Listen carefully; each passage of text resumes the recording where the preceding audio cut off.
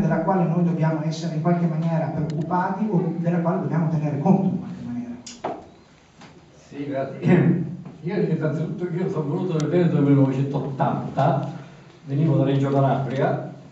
I primi provvedimenti di cattura che ho fatto per spaccio di stupefacenti riguardavano persone di Gioia Tauro, Rosarno, e dico, ma sono tornato dove ero prima, che arrivavano avvocati da Reggio Calabria, perché lo spaccio della droga era in quel periodo gestito anche direttamente dall''ndrangheta, oltre che da Cosa Nostra, famiglie Gala e contorno, famiglie Piromale e Pecinelle. Poi, come ha spiegato bene Arlacchi in un libro che parlava di mercante di Verona, poi gli spacciatori di violenza sono stati talmente bravi da far capire alla madre che era più redditizio lasciare loro la gestione all'interno del mercato di Verona dello spaccio, e loro quindi preferivano avere la tangenza dell'ingresso della droga. Ma quello che è importante però sottolineare è che la mafia a Verona, e questo io l'ho notato già da quando ero sostituto procuratore a Reggio Calabria, noi dicevamo, ricordo che la mafia ha il suo centro politico di potere a Roma, il suo centro finanziario a Milano, perché già allora la mafia, la 'ndrangheta in particolare, aveva i suoi interessi principali nel mercato del nord. A Milano i contanti arrivavano a fiumi a Milano, i sequestri di persone che venivano fatti in Calabria, e noi ne abbiamo seguiti tanti, i contanti li abbiamo portati a Milano, e perciò a Milano poi c'erano tante persone che proprio perché potevano sfruttare questi contanti sono divenuti grandi imprenditori, e bisogna vedere perché, qual è l'origine di questa disponibilità di denaro. Quindi qual è la caratteristica che abbiamo già noi individuato quando lavoravamo a Reggio Calabria, ripeto la mia esperienza personale, ma che poi ci è stata confermata dalle attività che abbiamo fatto nella procura di Verona, per quanto riguarda me personale, ma tutti i colleghi hanno lavorato in Veneto, che la mafia nel nord è presente da tantissimo tempo. E non soltanto perché c'erano i soggiornanti obbligati che venivano inviati qua, noi abbiamo avuto nel Veneto Don Momo Piromale, abbiamo avuto grandi personali dell''ndrangheta, ma non soltanto per quello, ma perché la mafia seguiva i mercati del nord-est, non soltanto nord, Milano, Torino, Genova, dove era sicuramente molto più presente, molto più attiva, ma anche nel nord-est, perché erano mercati che consentivano investimenti facili, consentivano riciclaggi facili, quindi la mafia, io dico sempre che la mafia, mentre al sud è stata sempre visibilmente occulta, nel senso che era visibile, tutti sanno chi è il mafioso, tutti sanno dove abita il mafioso, tutti sanno chi è il picciotto del mafioso, però nessuno, tant'è che anche nella processione della Madonna si inchina quando passa davanti alla chiesa del mafioso, però nessuno potrà dirvi quello è il mafioso, anzi viene rispettato come una persona che deve essere rispettata come l'altra. Al nord invece la mafia non si sa dov'è, ma è presente, nessuno la conosce, forse quelli che la conoscono bene, almeno quella più pericolosa, sono i commercialisti, sono quelli che agiscono nelle società, perché la mafia frequenta molto i corridoi delle grandi società per avere i suoi profitti bene. Il discorso che fa il dottor Papalì è un discorso che ci deve far preoccupare, ma quanto secondo voi il vostro lavoro di parlamentari della Commissione Antimafia in questo momento trova il peso che dovrebbe trovare? Perché da persona che per questioni di lavoro deve leggere parecchi giornali, io mi sto rendendo conto che la questione rispetto a qualche anno fa sta perdendo peso. Allora volevo chiedere quanto in Parlamento questo problema secondo voi pesa e quanto l'impegno delle forze parlamentari risponde a questo tipo di esigenza. Buonasera a tutti, io sarò molto sincera questa sera, anche perché senza giri di parole è più facile anche avere delle opinioni anche un po' contrastanti tra di noi in questa serata, altrimenti se saremo tutti d'accordo bene non andrà. La Commissione Antimafia in questo momento si sta occupando di calcio e infiltrazioni della mafia nello sport. Abbiamo tutti praticamente i dirigenti delle società calcistiche principali di questo paese che arrivano in Commissione Antimafia, e questa sembra essere diventata nell'ultimo periodo la maggior parte della nostra attività. Quindi, per rispondere alla tua domanda, l'azione parlamentare ho visto in questi 4 anni spesso e volentieri diametralmente opposta a quello che in realtà servirebbe nel Paese per contrastare adeguatamente certi fenomeni. Cioè, come c'è stata una, neanche evoluzione, però un percorso da parte della criminalità organizzata di stampo mafioso di cambiare, di adeguarsi alla società di oggi, e quindi in Veneto non è che ti ritrovi il mafioso con la coppola, ma ti ritrovi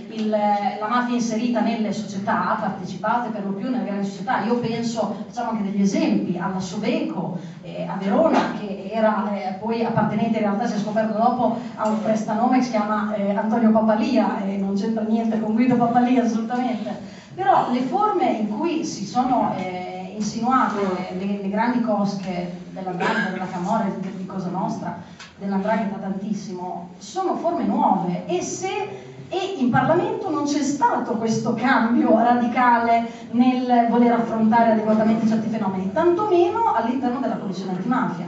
Per quanto riguarda il Parlamento, esempio tra i tanti, un modo che potevamo avere per dare perlomeno un segnale forte poteva essere quello di avere una seria legge anticorruzione improntata più sulla prevenzione e sull'aumento di pene di alcuni reati, e su un voto di scambio politico-mafioso punito adeguatamente e scritto adeguatamente. Quindi il politico che si accorda col mafioso, se lo scopro, io, scusate, ma mi faccio un mazzo tanto più del mafioso, perché mi sta inquinando doppiamente il sistema. Questo non è accaduto, e quindi oggi se becchiamo un politico che è sceso a patti con la mafia e lo processiamo, gli possiamo dare al massimo 10 anni, ma poi c'è il giochino, non sono 10 anni reali se anche arrivassimo al massimo della pena, perché quello si può fare. Può scegliere giudizio abbreviato, sconto di 1/3 della pena, liberazione anticipata, che hanno aumentato i giorni, quindi sono 75 giorni ogni 6 mesi se sei bravo all'interno del carcere, e le varie circostanze attenuanti che potrebbero esserci all'interno del processo, tanti paneggieri, poi se arrivi a sotto i 4 anni ci sono i domiciliari e tante altre cose come l'affidamento ai servizi sociali o la possibile messa alla prova, migliaia di istituti tali per cui alla fine, se anche ti premi 10 anni o patteggi o ti fai un giudizio abbreviato, insomma in carcere ne sconti al massimo 2, e davvero sono esagerata, perché poi lo abbiamo visto quello che sta succedendo. Quindi in questo caso dico, per tutti questi motivi dico, non c'è una risposta effettiva, e mi piacerebbe essere contraddetta. Sottovalutazione dovuta a vari motivi, c'erano altre emergenze, c'era una scarsa conoscenza di alcune questioni. C'è anche un aspetto, ne parlavamo prima con alcuni interlocutori, proprio di conoscenza della materia. Molte volte capita che arriva un procuratore che magari ha lavorato per anni in realtà dove c'è una presenza di criminalità organizzata, viene in Veneto e coglie alcuni segnali che invece magari un procuratore che ha lavorato sempre in zone dove quei reati non ci sono non conosce, non è in grado di comprendere. Lo stesso vale per i prefetti, lo stesso vale per i comandanti delle forze dell'ordine. Quindi alle volte non è un fatto, diciamo, di malafede o di scarsa volontà, è proprio scarsa conoscenza del fenomeno.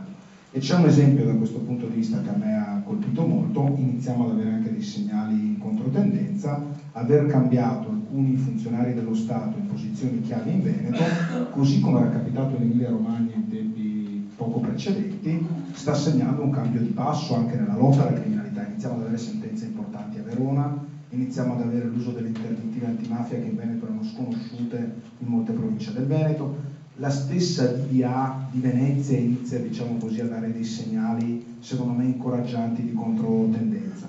Quindi da questo punto di vista sì, c'era una sottovalutazione, la situazione non era conosciuta, adesso si vedono dei segnali.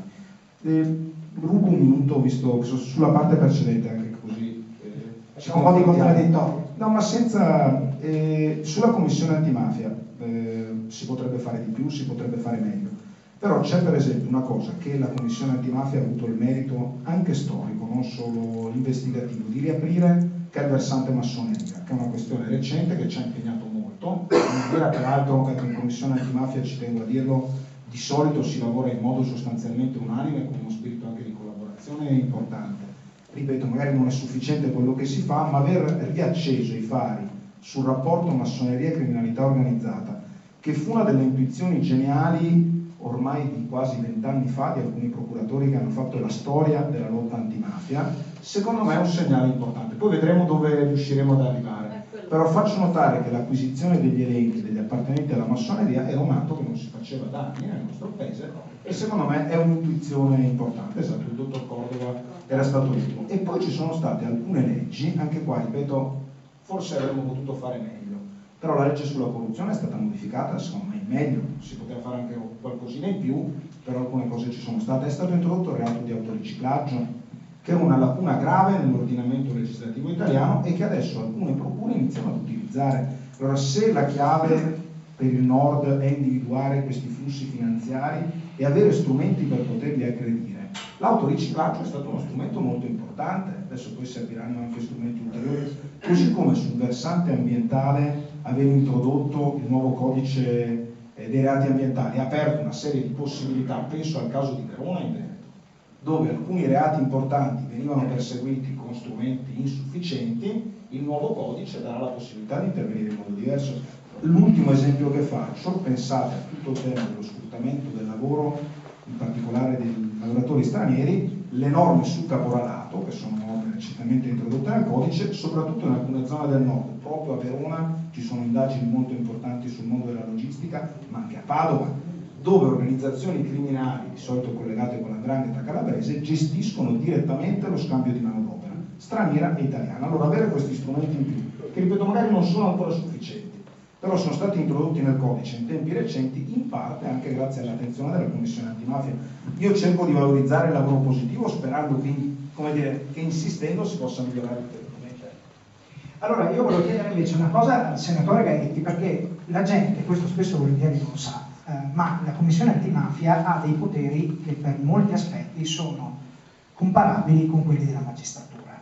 Allora, volevo chiedere, secondo lei, questo tipo di poteri viene sufficientemente sfruttato oppure ci sono degli ambiti che la Commissione Antimafia potrebbe esplorare ma invece non riesce ad illuminare? Ecco. Sì, la Commissione Antimafia, buonasera a tutti, la Commissione Antimafia ha gli stessi poteri che ha l'autorità giudiziaria, solo l'unico potere che non ha sarebbe quello di determinare l'arresto di una persona. Ecco, quindi ha formalmente ampi poteri. Di fatto, riusciamo a alzare il volume?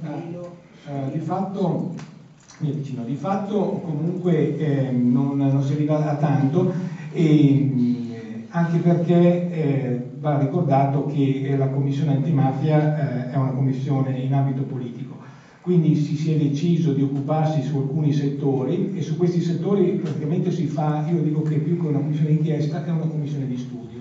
Quindi si sono presi alcuni filoni, per esempio i filoni dei testimoni di giustizia, il filone delle leggi europee sulla mafia, adesso questo qui sulla massoneria e sulla mafia in rapporto con i giornalisti, e quindi ha fatto un bellissimo lavoro il comitato di Fava, e quindi si è un comitato sul gioco d'azzardo, ma anche in quel caso lì per esempio si è valutato le modificazioni che si possono fare alle leggi sul codice sul gioco d'azzardo, ma non si è preso in considerazione invece tutti il rapporto per esempio fra il gioco d'azzardo e la mafia, fra il gioco d'azzardo e i pagamenti che si danno alle fondazioni per le campagne elettorali e quant'altro.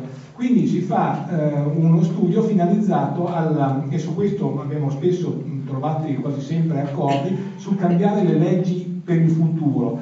E poi ovviamente le leggi, la Commissione Antimafia fa delle risoluzioni, tutte approvate all'unanimità, meno una su quale noi ci siamo astenuti, proprio quella sul gioco d'azzardo, quando noi intendo il Movimento 5 Stelle. Gli strumenti conoscitivi vi soddisfano? Cioè le tecnologie, la possibilità di fare le analisi comparate con le banche dati delle varie camere di commercio, piuttosto che non so, altre banche date in mano alle forze dell'ordine? Cioè secondo voi gli strumenti di cui siete dotati sono buoni strumenti o potrebbero essere potenziati? Questo è un argomento che mi interessa parecchio. Allora, noi di fatto non accediamo alle banche dati di nessun tipo, ma chiediamo ai nostri interlocutori, quindi a chi viene a fare le audizioni, di presentarci già degli elaborati. Come Commissione Antimafia abbiamo fatto, è la commissione che in termini di ore di audizioni eccetera è quella che ha lavorato più di tutto, e abbiamo doppiato le commissioni delle legislazioni precedenti, quindi stiamo lavorando parecchio.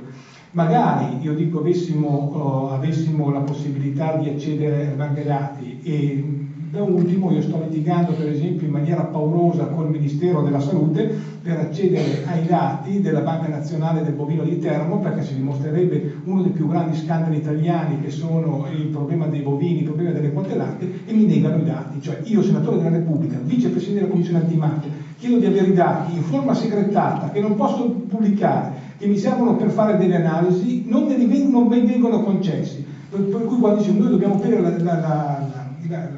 queste istituzioni come una scatoletta di tonno, non ci mettono in condizioni di accedere, di avere queste informazioni. Ecco, questo, scusate lo scopo, ma questa è stata la telefonata di un'ora e mezza avuta ieri pomeriggio e quindi magari riuscissimo a avere informazioni. Avete visto anche a Expo che la Silvana Carcano ha chiesto documentazione, il TAR gli ha dato ragione perché a Expo gli ha fornato tutti i dati, tutti cancellati, tutti economisti, se tutto sbagliato, è ricorso al TAR e il TAR ha detto glieli dovete dare le informazioni, e a Expo cosa ha fatto? Ha ricorso al Consiglio di Stato. Ecco, quindi questa è la dimostrazione che quando si parlano delle istituzioni, noi che siamo i portavoce, noi che ci garantiamo, noi Commissione Antimafia, sappiamo delle notizie che ci vengono date in maniera segretata, ormai siamo da 4 anni lì, non le abbiamo mai fatte uscire, io, lei, tutti gli altri siamo persone credibili, perché se avessimo voluto informare la popolazione avremmo potuto informarla di situazioni molto pesanti, cosa abbiamo fatto? Eppure a noi ci negano la possibilità di avere informazioni che veramente cambierebbero lo stato delle cose. Allora, grazie. Adesso faccio una domanda a Emanuele Cozzolino, che invece idealmente è il padrone di casa, no? A lui volevo chiedere, nel senso che vive da queste parti, ma i veneti, questa questione qua, non parlo ovviamente degli addetti ai lavori, parlo delle persone che poco fa abbiamo visto al bar, che bevevano lo spritz e che, diciamo, si occupano magari di tutte altre cose. Quanto lo sento? Un riferimento alla stampa, però io ho creato l'evento Facebook e ho pubblicato ogni giorno più o meno l'ultimo anno di articoli di giornale su infiltrazioni mafiose, quindi se uno voleva accorgersi se ne accorgeva, non dico ce n'era uno ogni settimana, ma quasi.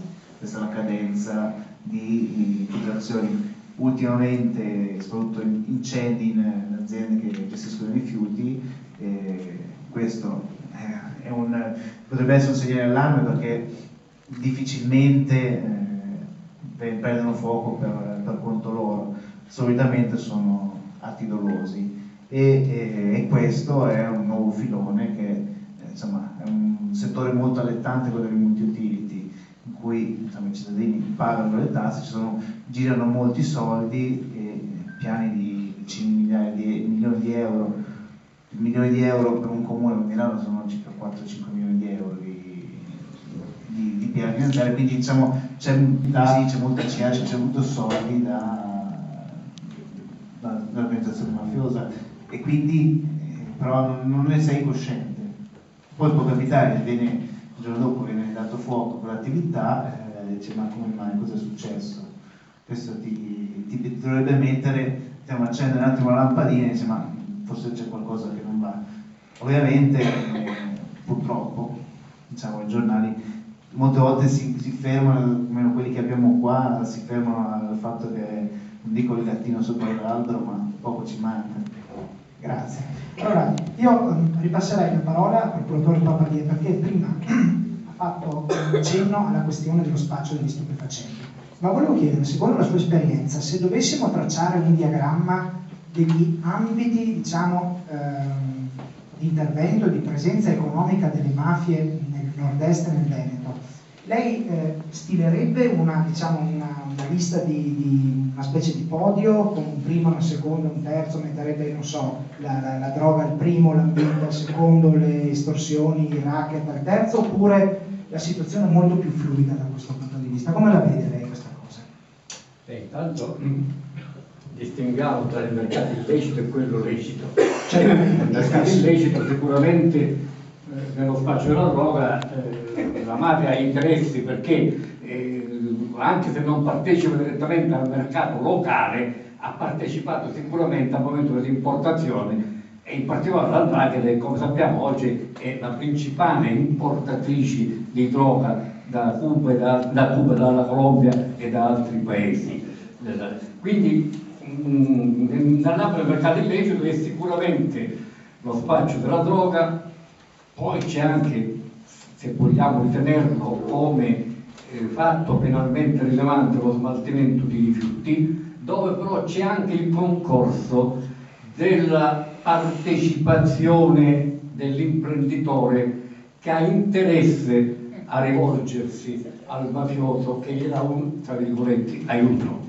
E però l'altro aspetto importante, che poi è anche una delle cause per cui quello che diceva l'onorevole Puzzolino è poco sentita dalla cittadinanza, la presenza mafiosa come qualcosa che ti dà paura, che ti dà un senso di assoggettamento e di timore, per cui deve dire sempre attenzione, sono quello che mette la bomba, come può essere per esempio nel caso che è molto frequente al sud dell'estrazione del pizzo.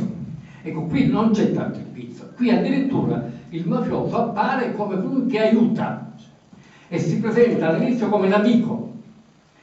Cioè, se c'è una persona in difficoltà economiche che non riesce ad avere prestito dalla banca, il mafioso si presenta immediatamente e dà il prestito. Anche all'inizio ha un interesse molto interessante, tra virgolette.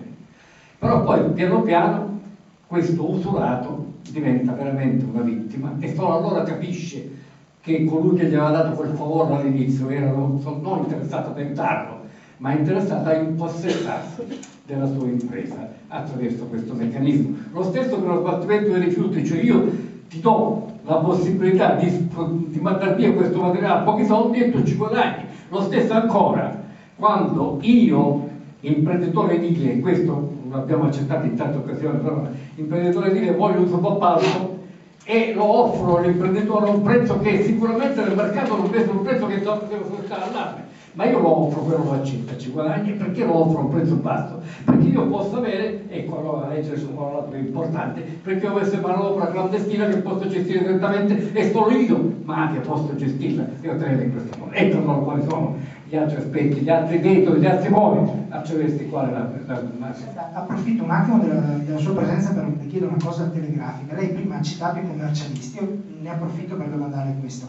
Quanto professionisti come loro, qualche avvocato, notai, partecipano a questo tipo di affare poi? Perché certo, a parte ci sono professionisti, al sud è stato accettato in diversi processi, ma anche al nord professionisti che sono direttamente integrati nella società, che fanno parte della società, ma poi ci sono quelli che dicono io vedo ma faccio finta di non vedere, perché l'interesse anche del mio cliente in questo caso è quello di agevolare chi cerca di aiutarlo, perché poi questo tizio che magari gli fa vendere un bene a un certo prezzo, questo tizio è quello che poi riuscirà ad ottenere dei vantaggi nella procedura fallimentare o nell'amministrazione che deve fare dei provvedimenti amministrativi per agevolarli, eccetera. Perché ecco allora l'altra strada attraverso la quale la mafia riesce ad avere presenze effettive che danno potere, quello di avvicinarsi a chi ha il potere. E chiariamo intanto una cosa, che non è certamente tutto il potere politico, però la mafia ha nell'ambito del potere politico delle, tra virgolette, entrature tali che le consentono di non solo promettere, ma attuare poi favori a coloro che interessano. Io passerei un'altra volta l'onorevole Sarti, perché se non sbaglio viene dall'Emilia, giusto? Sì. Allora, sì, dalla regione Emilia-Romagna. Allora volevo chiedere, noi giornalisti qua nel Veneto stiamo cominciando a notare alcuni collegamenti molto pericolosi, diciamo, tra l'inchiesta sull''ndrangheta denominata Emilia e alcune sue propaggini qua nel Veneto. Dal vostro punto di vista, che è comunque un punto di vista privilegiato rispetto a quello dei comuni cittadini, come vedete questo tipo di... avete notato qualche liaison, avete notato qualche tipo di affare che vi preoccupa in maniera particolare? Se sì, perché?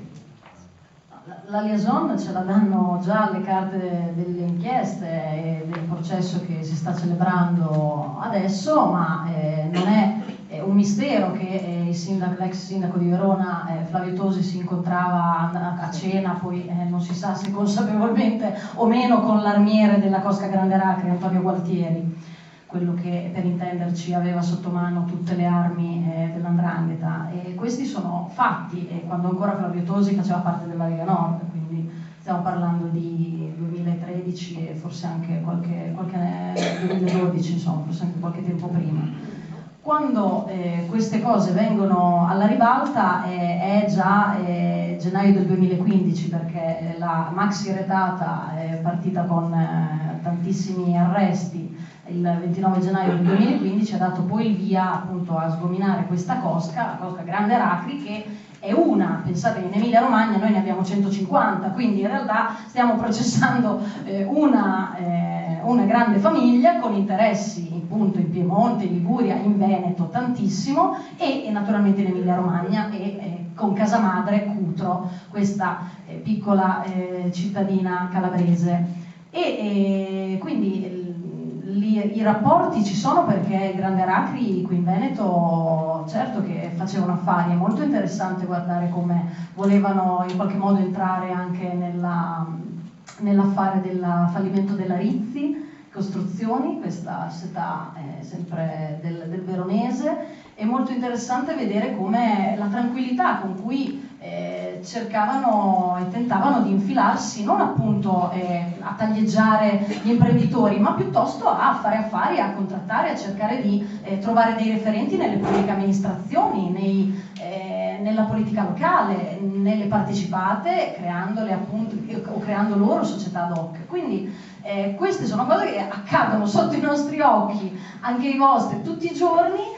E così, finché non arrivano le manette o un grande processo della magistratura, tutto tace, perché, come abbiamo detto fino ad ora, il cittadino queste cose non le vive sulla propria pelle, non c'è nessuno che mi sta minacciando, avviene tutto così, diciamo, un po' alla luce del sole, ma senza più quella forza di intimidazione propria della criminalità organizzata di stampo mafioso. Quindi, se vogliamo un forte cambiamento, non un forte cambiamento, però una delle caratteristiche che a me ha più colpito di questo processo emiliani e magari anche veneti, di andare loro a cercare gli 'ndranghetisti, non gli 'ndranghetisti che cercano gli imprenditori emiliani, questo offrirsi proprio tranquillamente. Quindi stiamo passando dall'altra parte. Se non ci mettiamo in testa che la cultura della legalità dobbiamo prima di tutto ricostruirla nel nostro piccolo, non ne usciremo mai, perché qui c'è un lavaggio del cervello da fare prima di tutto anche al modo che abbiamo oggi di intendere l'imprenditoria e i guadagni e la società. Questo penso che derivi tanto anche ovviamente dalla crisi economica, ma non ci sono scusanti nel momento in cui si decide di scendere a patti con l''ndrangheta, perché poi quella ti mangia e ti rovina ancora di più dello Stato, purtroppo. Allora, grazie. Io volevo chiedere adesso una cosa invece ad Alessandro Naccarato, perché quando io ho seguito la vicenda dell'inchiesta della DDA di Venezia sugli scarti lasciati sotto il sedime della Valdastico Sud, mi sono imbattuto in questa società che si chiamava Coseco, il cui amministratore unico era il cognato dell'ex governatore Galan. Cerco di scoprire chi sono i soci e mi accorgo che il socio è un trust del quale la Camera di Commercio nemmeno indica solo il codice fiscale, ma non indica nemmeno la nazionalità. Allora io mi domando, siccome spesso si dice che una parte del controllo e quindi anche del contrasto rispetto alla presenza delle mafie può venire dal basso, permettendo ai cittadini di cercare di mettere insieme le informazioni o gli operatori dell'informazione, gli stessi membri della Commissione antimafia. Secondo lei, con le informazioni di cui il sistema delle Camere di Commercio in Italia dispone, si può cercare di potenziare questa sorveglianza diffusa che potrebbe essere un piccolo antidoto rispetto a situazioni, diciamo, borderline come quella che ho descritto prima? Allora, assolutamente sì, questo tra l'altro è uno degli esempi in cui diciamo, l'informatizzazione, lo scambio di dati e di notizie potrebbe produrre risultati assolutamente significativi, che è quello che già si comincia a fare in termini di riciclaggio e come inizia a lavorare l'unità di informazione finanziaria della Banca d'Italia, come lavorano le prefetture, purtroppo non tutte, sul sistema delle interdittive. Cioè iniziamo ad avere realtà dove lo scambio di dati e tenere bene alcune banche dati sta producendo risultati in termini di prevenzione molto importanti. Purtroppo non è così in tutto il paese, purtroppo non tutte le istituzioni riescono a lavorare in questi termini. Faccio un esempio, sulla vicenda che lei citava della Valdastico, è stato raggiunto secondo me un punto molto importante, peraltro anche in sede giudiziaria, dove è stato dimostrato, diciamo così, un livello di inquinamento importante con un ruolo decisivo in termini negativi di molti imprenditori del Vicentino, in particolare delle acciaierie, di alcune acciaierie di quella zona, che si sono messi d'accordo per smaltire illecitamente quei rifiuti, e c'è nella relazione che ha fatto la commissione parlamentare, non la nostra, ma quella sul traffico illecito dei rifiuti, che secondo me purtroppo è stata, qua sì c'è stata una sottovalutazione enorme in Veneto, in termini proprio di scarsa conoscenza dei risultati di quella commissione, che ha fatto una relazione secondo me davvero importante e diciamo, viene utilizzato in modo non casuale, diciamo, si parla dell'ARPAV, cioè l'agenzia regionale che dovrebbe controllare, quindi parliamo dell'istituzione regione, di chi è deputato a fare questo tipo di controlli e di chi dovrebbe avere le banche dati che consentono di fare questi controlli. Ecco, le conclusioni a cui arriva la Commissione è che l'ARPAV potrebbe essere chiusa e nessuno se ne accorgerebbe dal punto di vista delle indagini. Secondo me è una cosa che dovrebbe far riflettere molto il Veneto, perché dà l'idea di come sottovalutazione, incapacità, poi in Veneto purtroppo su questo tema dei rifiuti c'è stata tutta la vicenda del dirigente regionale che adesso inizia, l'ingegner Fior, se non ricordo male il titolo, che inizia adesso a inanellare una serie di condanne in sede penali, però dà l'idea di come se gli strumenti si usano bene è possibile ottenere risultati. Se non li si sa usare o non li si vuole usare, purtroppo le situazioni sono quelle tipo la non solo dei bambini malformati o delle persone, ma soprattutto dei polmoni dei cani legati.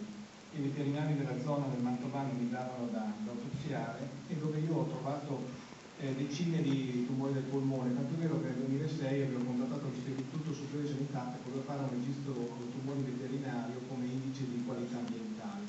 Poi per una serie di ragioni non è stato più possibile fare, però quindi io l'ho vissuto, cito proprio solo queste cose qui le abbiamo vissute noi a Mantova. Quindi il problema dei rifiuti è un problema veramente enorme sul piano sanitario, voi vedete qui nel Vicentino ci sono i FAS e chi più che altro ne metta. Oggi infatti il problema di far strade è proprio che nei sottofondi stradali, ma come anche la Brebemi, quindi molte autostrade vengono utilizzate proprio come discarica di rifiuti. E questo è un problema davvero enorme che si può combattere solo in un modo solo, educando la gente a fare una cosa differenziata. Anche perché io ho avuto la fortuna appunto occupandomi di patologia fitoplacentale, di vedere malformazioni che io non è che avessi una grande competenza, portavo a Milano nei vari centri del Bulfamante, forse Bulfamante e molti altri, dicendo come è possibile che le situazioni più disastrose le vivi a Mantova. E quindi incominciai a analizzare il problema delle nanoparticelle, quindi di PM10, PM2,5, già nel 2007. Nel 2007 portai al Congresso Mondiale a Vienna proprio queste problematiche qui.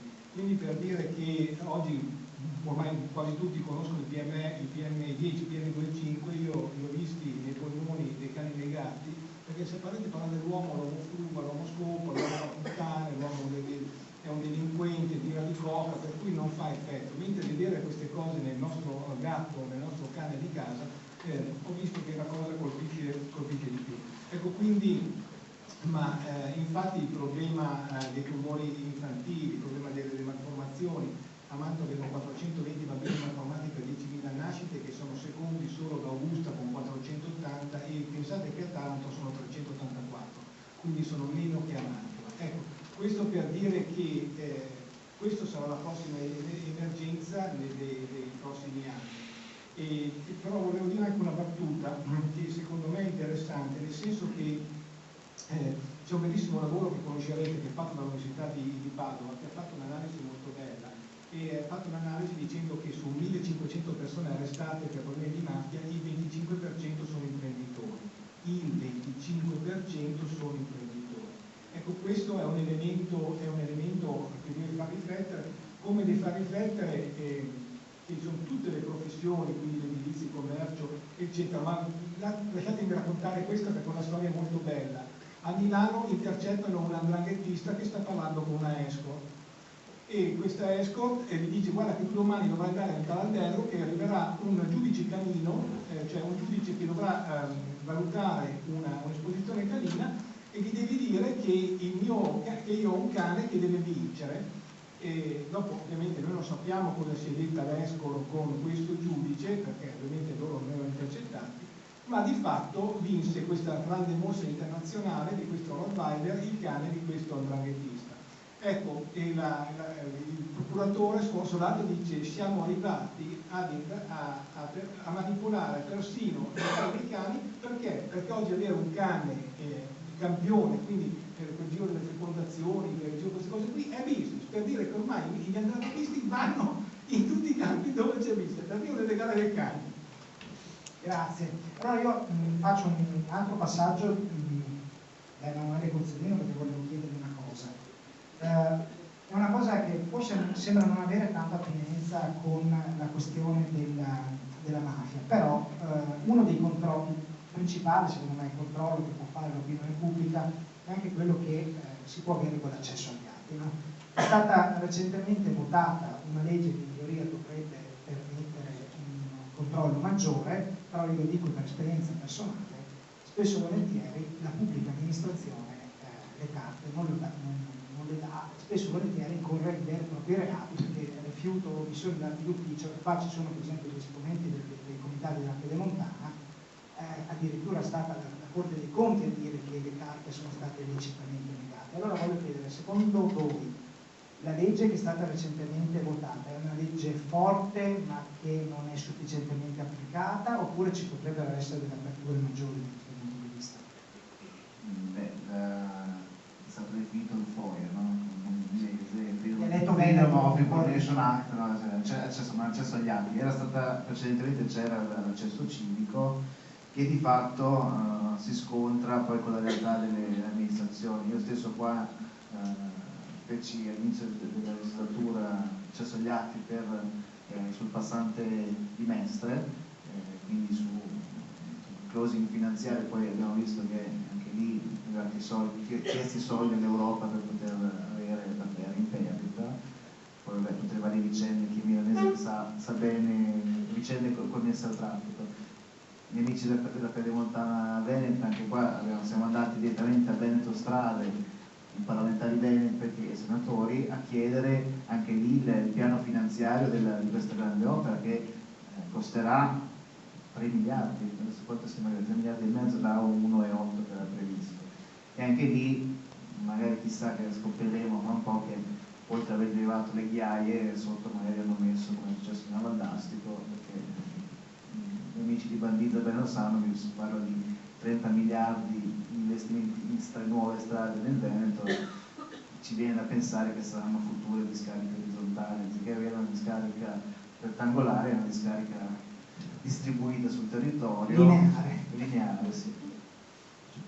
E quindi quando è passato questo atto nella nostra commissione abbiamo osservato che effettivamente si poteva fare molto di più. In America è molto più ampio l'accesso, qua ti viene più o meno negato per problemi, diciamo, tecnici, ti viene giustificato un po' anche questo, però tendenzialmente è difficile avere un accesso agli atti. Ci scontriamo molte volte, come citavo prima, l'accesso sul passante non mi è stato concesso come parlamentare, ma bensì come cittadino di Milano. Mi era stata opposta perché lei con che titolo fa? Ma io sono residente nella zona che è attraversata da questa opera e vorrei vedere, e quindi ho titolo non come parlamentare della Repubblica. Quindi, come anche poi dicevano i miei colleghi che sono in commissione antimafia, molte volte ha più potere un cittadino che non un rappresentante politico, almeno per quanto riguarda l'accesso agli atti. Però magari il cittadino, a meno che non si costituisca in comitato, è difficile dover andare a chiedere un documento. Non puoi chiedere, dice dammi tutti i documenti che ci sono su questa opera, perché magari li trovi in un faldone grosso così, e l'accesso che è stato fatto nel FOIA devi dare quantomeno una circostanziazione maggiore rispetto a quello che vuoi chiedere, quindi di fatto devi essere già più o meno infarinato di quello che vuoi sapere. Quindi già è un po' debole. Noi abbiamo chiesto più volte che fosse un po' aumentato, è un primo passo, c'è qualcuno che magari è contento perché c'ha qualche successo in più, come hai avuto esperienze negative, vuol dire che si poteva fare meglio. Ovviamente si cerca di fare il più possibile, se si facesse bene subito magari lo strumento è E più ho efficace. l'impressione, anche perché ho letto con attenzione la relazione che la Corte dei Conti ha fatto sull'opera pedemontana, dove una parte di questi rilievi sono evidenziati dalla magistratura dello Stato. Per cui ho l'impressione che dietro a quella negazione di accesso agli atti ci siano secondo me dei profili penali. Lo dico, diciamo così, in punta di piedi, però ho l'impressione che siamo in presenza di un'evidente omissione in atti d'ufficio e forse anche di qualcosa di più, alla luce del fatto che poi l'avvocato Corsini, come lei ha ricordato, ha avuto un ruolo all'interno della società che realizzerà la pedemontana.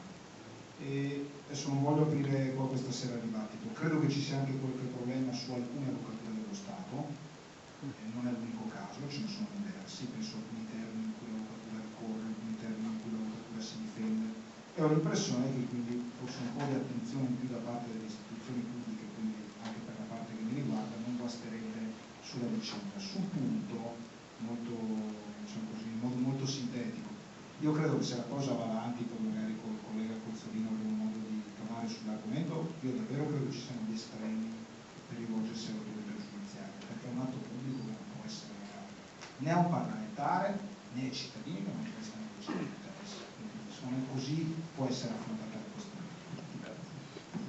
Sì, diciamo che abbiamo fatto il cosiddetto tour sulla pedemontana, che poi è finito con anche la richiesta di accesso, un'opera che anche solo andarla a vedere fa l'impressione, perché è una autostrada a pedaggio, quando lì ci sono progetti alternativi con conseguenti costi decisamente inferiori e che non avrebbero creato un'autostrada a pagamento con concessione, appunto come diceva Massimo Rossi, di 39 anni, quindi per 39 anni verranno pagati dai cittadini del luogo, perché era una strada, adesso c'è la Rodarona, no, sì.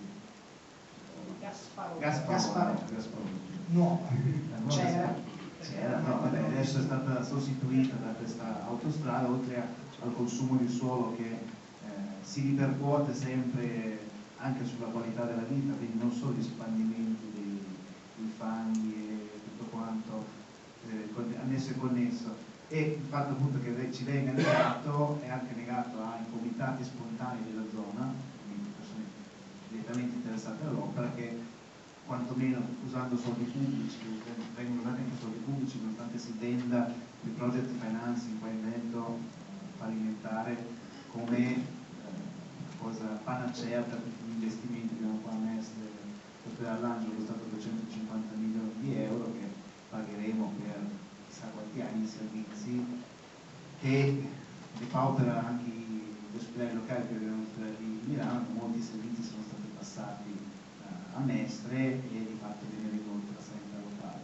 Sempre una cosa che volevo dire prima, per quanto riguarda la relazione della commissione d'inchiesta sui rifiuti, diciamo che una propagine in questa legislatura si è attivata rispetto all'antimafia, da quello che hanno detto i nostri componenti all'interno della commissione, la relazione sul Veneto è stata volutamente addolcita dai componenti leghisti della commissione. Quindi non è stata, anche se comunque affronta il problema dei rifiuti sotto autostrade piuttosto che discariche, il passo, altri inquinamenti che abbiamo qui in Veneto, è stata un po' addolcita per, non dico nascondere, ma velare un po' la responsabilità anche politica di chi doveva vigilare. Ma segnalato, avete fatto bene a segnalarlo, e l'autorità giudiziaria dovrà delegare in questo caso, credo che sia meglio delegare alla Guardia di Finanza, che è la più capace di individuare il motivo per cui questo subappalto può essere sospetto.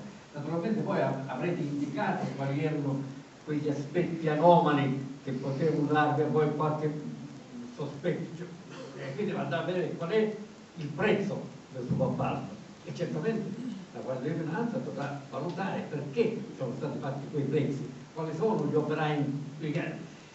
Certo, è importantissimo segnalarlo, così come è importante che queste anomalie vengano approfondite, perché da lì si può arrivare a vedere che, per esempio, lei parlava di trasporti, ma sappiamo benissimo che alcuni trasporti sono gestiti da cosche ndranghetisti che hanno sede in particolare in Lombardia, qualcuno peraltro porta anche il mio nome, il mio cognome, che hanno una gestione di questo campo del calcetuzzo quasi unica in tutto il nord Italia, cioè gestiscono tutto il movimento del calcetuzzo in nord Italia e il movimento terra in nord Italia, e poi i trasporti.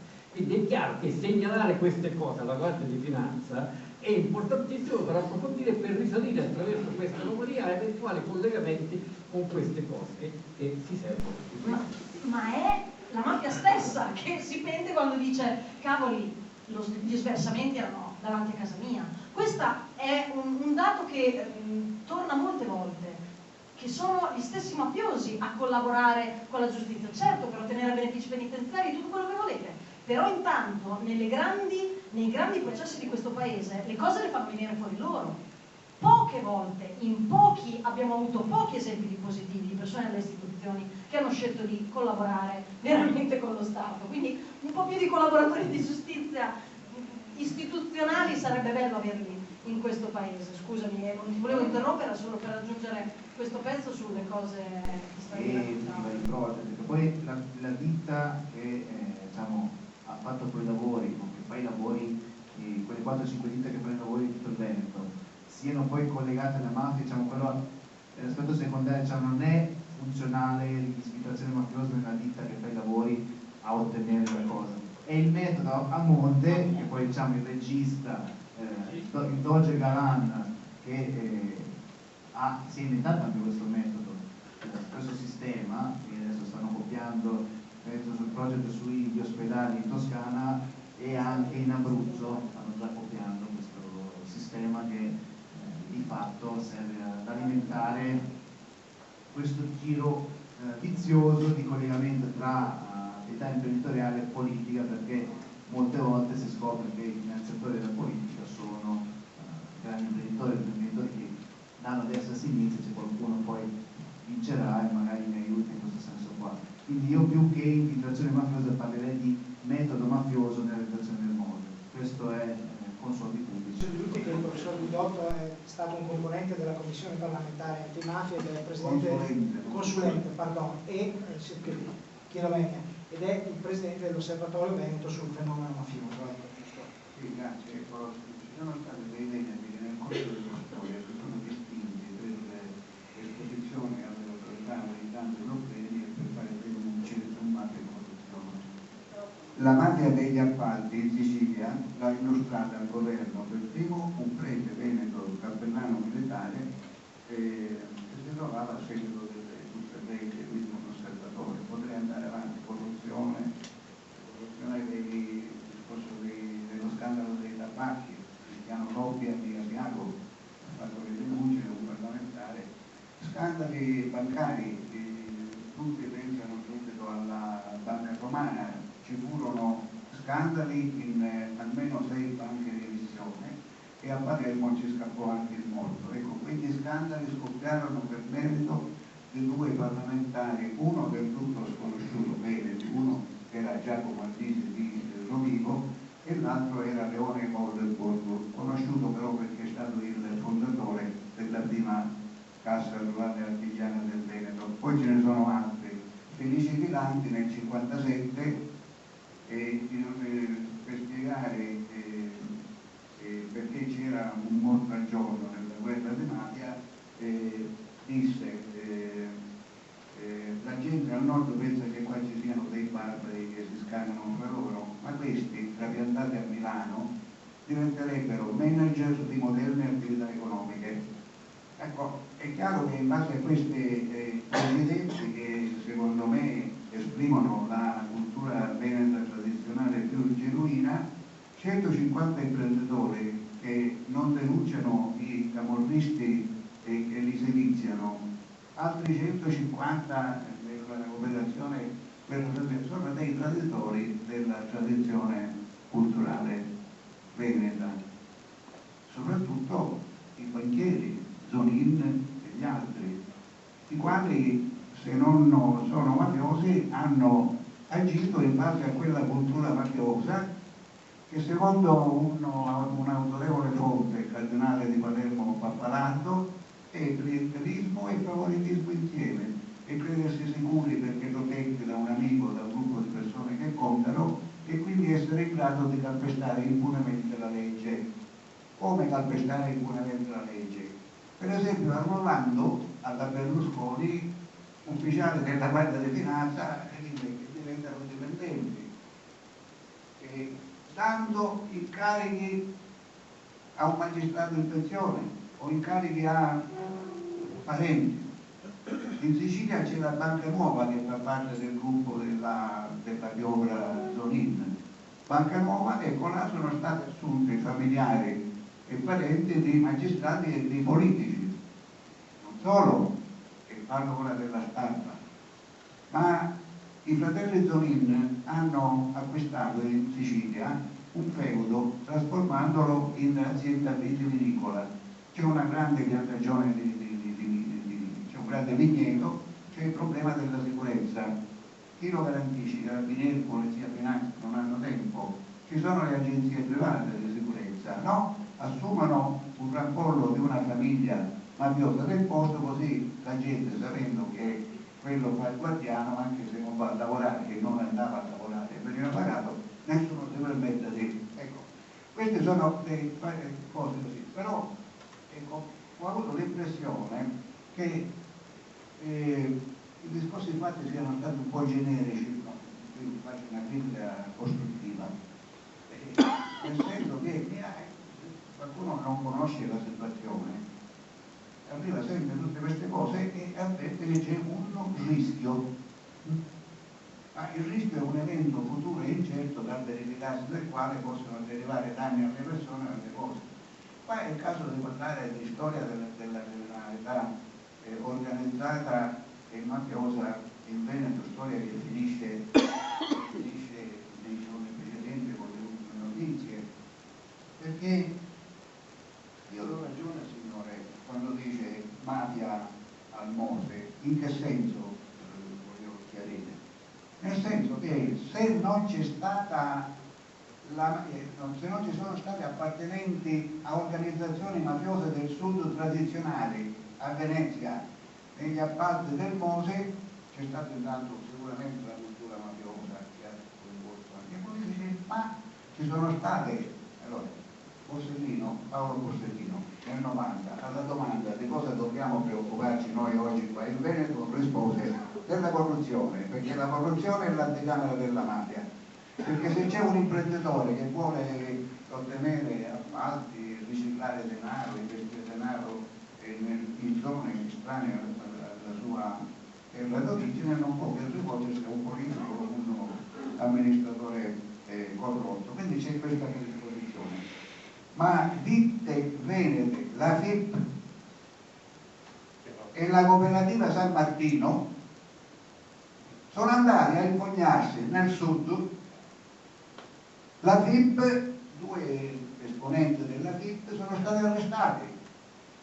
A noi cittadini, soggetti del popolo solano, non interessa necessariamente l'aspetto giudiziario della questione, a questo pensano i magistrati. A noi interessa l'etica e le connessioni che ci possono essere, che pongono ulteriori rischi. La FIP 2 hanno avuto problemi con una ditta di Catania, hanno avuto affari che sono stati arrestati. La cooperativa San Martino, che bisogna dire? Quella che portava i sassi del Mose. La cooperativa San Martino ha fatto affari, ha fatto una società con una ditta di Trapani per i lavori del porto, quella era in odore di mafia, ha avuto problemi e la San Martino ha avuto l'interdittiva, dice poi l'hanno tolta. A noi l'aspetto amministrativo, giudiziario interessa fin là, a noi cittadini interessa dare dei giudizi sui comportamenti di chi usa denaro pubblico, perché è denaro nostro. Altri, non vorrei abusare, si parlava a Padova, negli anni 80 una ditta legata alla Camorra vinse l'appalto per dei lavori di pulizia dell'azienda pubblica di trasporto per una vita.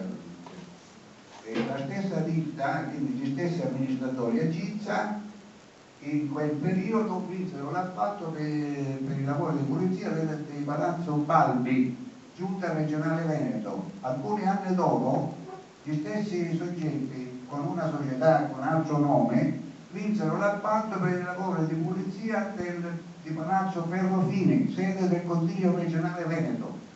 Queste cose, per esempio, nelle pubblicazioni della regione con avviso pubblico e dell'Union Camere con Libera, non ci sono. E vorrei chiedere io perché non c'è nemmeno il caso dell'operazione Serpe, che ha dato luogo a 240 anni di carcere in primo grado. Ci sono stati arresti di soggetti della Campania non affiliati alla Camorra ma con contatti con i casalesi. 150 imprenditori, uno solo, il tutto è l'inchiesta è partita e ci sono state le condanne solo perché un imprenditore, uno solo, si è presentato alla DIA e ha detto come stavano le cose e si è prestato a fare anche l'infiltrato rischiando la pelle. Qua a Milano nei giorni scorsi Libera continua a invitare un imprenditore calabrese che resiste là in Calabria e vive sotto protezione, fa bene perché bisogna manifestare solidarietà. Ho detto almeno 5 volte a questi signori di Libera avviso pubblico di invitare Rocco Ruotolo, che è stato un eroe perché è stato uno su 150 e non è nemmeno vero. Anche per Mantova quante situazioni. Come è possibile che un sindaco, Reggio Emilia ma anche Mantova, si presenti uno che dice io voglio fare una lottizzazione, costruisco 200 appartamenti o 1000 appartamenti in quanto città di Reggio Emilia ce ne sono già 8.000 sfitti, a Mantova alcune migliaia, e uno si dovrebbe domandare perché qualcuno di voi costruirebbe una casa che certamente risulta essere vuota? Certamente no. E allora qual è il motivo? Perché poi tutta questa cosa, come è successo a Mantova e Reggio Emilia, è patrimonializzata, è diventata un patrimonio che è diventato in un fondo patrimoniale e a Mantova li ha comprati tutti MPS.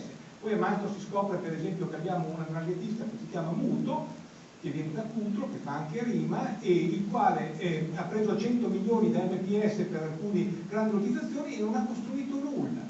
Ora lui è fallito tutto, trascinandosi con sé molti altri piccoli artigiani, altre persone, e questo è un impoverimento che c'è anche dalle vostre parti, quindi questa è una nuova dimensione della mafia. E cosa ha fatto? Lui gira con la sua Audi 8, c'è la sua bella vita e quant'altro. Quando abbiamo parlato con i magistrati di Trapani, che hanno scoperto un sistema di eolico che valeva 1.300 milioni, non hanno potuto fare neanche i sequestri per equivalenti, perché tutto era intestato a dei trust lussemburghesi di cui non ci è arrivato in fondo, tant'è vero che la legislazione europea è un altro elemento che tutti i magistrati, come del resto qui ci sono molte ditte che hanno le sedi in Romania, che vengono a lavorare, quindi altro elemento dove l'imprenditoria sta giocando, a questa sì, a livelli molto più alti, come diceva giustamente, quindi con l'Europa, con magistrati, con tutti. Ma infatti il ragionamento che si era messo in premessa era qual era? È che la società cosiddetta civile, che tutti continuano a dire che ha come Emilia anticorpi, ma quale anticorpi? Cioè qui era tutto evidente che i notai, i commercialisti, i medici, io sono un medico e mi metto fra queste categorie, hanno ritenuto di guadagnarci queste due cose, e invece mi è piaciuto molto il lavoro, seppur parziale, dell'Università di Padova, che dimostra in maniera, utilizzando indici economici di cui non capisco nulla, i ROE e tutte queste cose qui, ti dimostra che dove è arrivata la 'ndrangheta ha determinato un quadro di povertà complessivo, e alla fine e questo è l'elemento, il cardine su cui dobbiamo ragionarci, perché invece il Volvo, noi lo giriamo in antimafia, dove c'è la mafia c'è lavoro, quando il bene è confiscato non c'è più lavoro, e mentre questa è la dimostrazione matematica e economica che invece è esattamente l'opposto, dove arrivano le mafie non tolgono il lavoro circostante, mentre, come dicevo prima, quando noi diamo le surti, parliamo di beni confiscati, è una situazione, prima c'erano le spare, quando c'erano 500 dipendenti, adesso non c'è più neanche uno, e invece è esattamente l'opposto. E adesso questo io spero che gli industriali ne parlavo prima con lei, con la Boccassini, quando siamo andati a Milano, si lamenta che non c'è un industriale, che non c'è una persona che faccia denuncia. Cioè, ecco, io mi auguro che adesso ci siano anche gli elementi per cui tutta questa società civile, che dovrebbe essere civile, a un certo punto parte qualche persona coraggiosa, cominci davvero a portare il sacco e a girare le cose, altrimenti non ce ne sono. Come Commissione siamo occupati di un parere su un accordo Italia-Francia sulla TAV. Ecco, sul tratto transfrontaliero di questa grande opera non si applicherà il codice antimafia italiano, che è più restrittivo del francese, e questo noi abbiamo, è stato audito dai Caselli, mi confermeranno le colleghe antimafia, sulla questione appunto che aveva sollevato dal Comitato Notab, che il fatto che nell'esterno ci fosse un codice francese che è più debole rispetto a quello italiano, perché diciamo, gli anticorpi un pochino abbiamo fatti perché comunque abbiamo le leggi che ci permettono di combatterlo, e poi magari nel resto d'Europa si stupiscono, no? Tutti ricordate l'omicidio di Duisburg, in cui diciamo, regolamenti di conti tra bande mafiose, visto un po' così, insomma, sono un po' i primordi, anche loro dovrebbero imparare, perché sicuramente non è un fenomeno solo italiano, ma un fenomeno internazionale, e la legislazione europea purtroppo non è pronta. Non è che erano tutti imprenditori siciliani, c'era Claudio De Ecker e c'era Alessandro Volta, non lo scienziato, ma il rappresentante della Vintarello di Padova. Ecco, e quindi bisogna parlare. Declinare. Esatto. La stampa non ne ha parlato di certe cose. E giustamente Belloni diceva che il giornalista si può muovere quando c'è l'avvio dell'inchiesta o del processo. Questo. Ma esiste anche il giornalismo investigativo, come tra milioni, e che Fava, Mario Francesi, che conosce molto bene, e Costagno, sono morti facendo giornalismo investigativo. Quindi, quantomeno per rendere onore a queste persone, bisognerebbe sforzarsi. Capisco che i direttori e i proprietari dei giornali non vogliono farlo. L'ultima cosa, parlava l'onorevole del ministro Del Rio, che non, cioè Del Rio ho letto, perché non è che leggo tutto, ho letto che Del Rio è stato ascoltato dai magistrati, dagli studenti, evidentemente per l'aspetto penale, ma c'è l'aspetto etico dell'etica della politica. Allora, se in commissione non ci sono le condizioni per convocarlo, io al posto suo, in omaggio alla trasparenza, mi presenterei io in commissione antimafia. Stavolta non parlo